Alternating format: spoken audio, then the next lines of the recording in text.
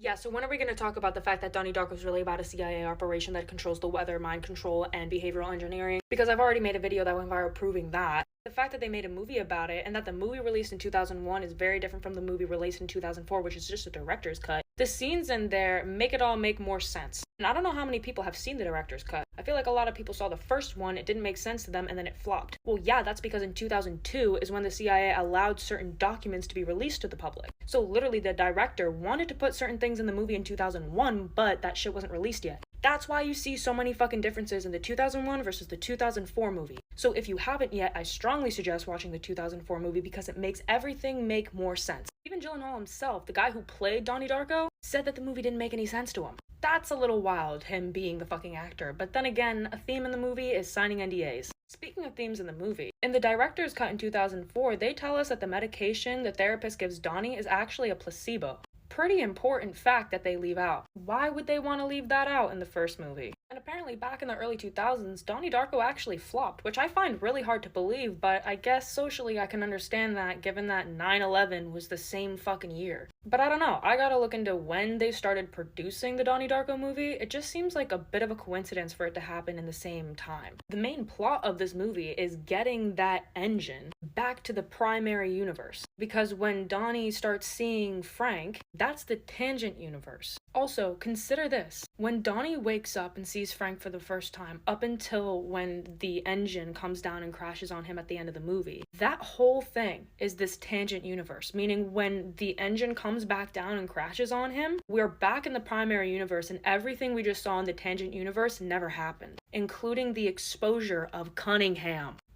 Which was what? Bitch, we didn't know about Epstein at the time.